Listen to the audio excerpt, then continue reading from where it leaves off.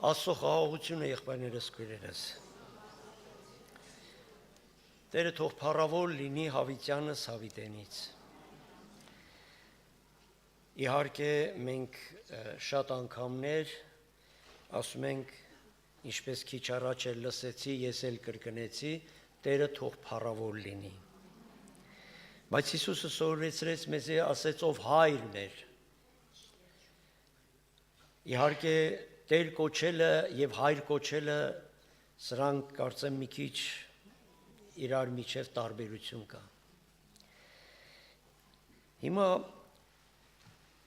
թե ես ոնց եմ կոչելու եւ դու ոնց ես կոչելու, որտեվ Տեր կոչող անձնավորությունը ծառայի մոտեցումներ ունի։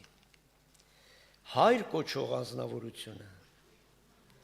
հարազատի ավելի մտերիմի։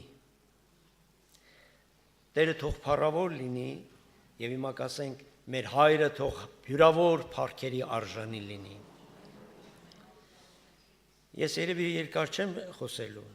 որովհետեւ այն ինչ ծրագիր կա եղբայրներից արդեն ներկայացան։ Մեկ-երկու խոսք պետք է ասեմ ու աղոթքով նորից Տիրոջ առջև պետք է գանք։ Աստծո առաջ պետք է գանք, մեր հոր առաջ պետք է գանք, թող իր զավակներին, իր դուստրերին էլ ավելի օրհնի, լեցնի, որտև ինքը միայն ու միայն ինքն է արժանի ամեն փառքի, ամեն մեծության, փառք Հավիտյանս Հավիտենից իրեն։ Ես ընդամենը մեկ խոսք կասեմ, որ եթե Հիսուս մեզ ավետարանի, Մատթեոս ավետարանում 6-րդ գլխում սորվեցնում ասում է,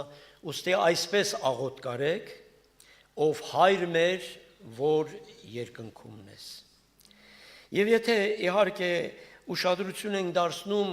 իր բուն նպատակն է, Աստծո մեր բուն նպատակն է իրեն ընտանիք ունենալը։ Դա կարող եմ մենես մի փոքր ակնարկել Եփեսացիս երկրորդ գլխի մեջ Պողոս առաքյալը այդ մասին մեզի արդեն տեղեկություն է տալիս, Աստծուց առած մեզ բոլորիս այսպիսի խոսքեր է ներկայացնում, կուզենամ ընթերցած լինեմ, որպեսզի ավելի Աստծո խոսքի վրա հենվենք, ոչ թե ես սա իմ սրտից, իմ մտքից եմ ասում, այլ սա Աստծո ուզածի, մեր հոր ուզածի համեմատ է դառնում։ Խնդրեմ, ընթերցենք Եփեսացիս երկրորդ գլխի, այս համարը կուզենամ ընթերցած լինել։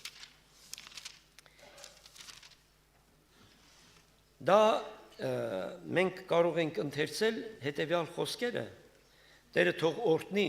լեցնի յուրաքանչյուրիս։ Ասում է երկրորդ գլխի 19 համարը, ուշադրություն դարձրեք ինչ ասում, ուրեմն ալ ասկե ետև դուք օտար ու պանդուխ չեք, հապա սուրբերու քաղաքակիցը իր հերթին, հետո շարունակում է, ինչ է շարունակում, ուզում եմ ձեզնից լսած լինել, ընտանիքը, դրա համար իսպես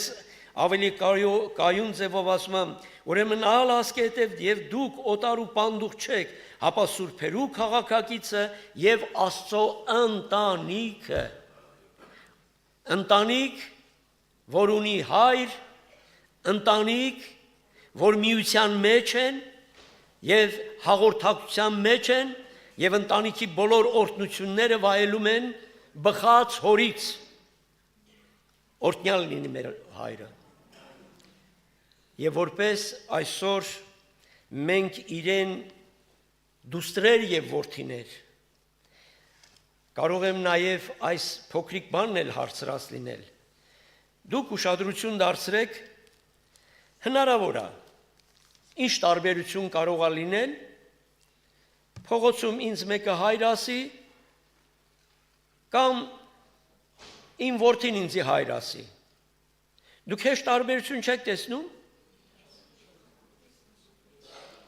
Այսինքն ներքին Աստծո հետ ունեցած այս հարազատությունը, հոր հետ ունեցած այս հաղորդակցությունը միայն ու միայն իրենից ծնված անձնավորությունը կարող է անել։ Բառացի կարող են շատերը շեշտել, բայց բառացի այն ներքին հարազատության խնդիրը գոյություն չունի, այլ միայն իրենից ծնված անձնավորությունը։ Դրա համար այսօր եթե փորձում ենք մենք նայել, խոսքը մեզ բերում է դրան, որ մենք յուրաքանչյուրս նրա որպես որդի, որպես դուստրը կարողանանք համարձակ ասել. «Օրհնյալ ես հայրիմ, որ քեզանից կբխի ամեն բան եւ ամեն բան քեզնից է եւ քեզ համար է, թող փառավոր լինի քո սուրբ անունը»։ Եվ հիմա մենք աղոթ պետք է անենք, որովհետեւ սա հնարավոր է հետագայում շարունակենք ավելի մտերիմ, ավելի հարազատ եւ որ մեր առօրյա կյանքի մեջ ոչ միայն մեր խոսքը, այլ մեր ապրած կյանքը, մեր առօրյան բարձրացնի մեր հոր անունը, թե անարգի,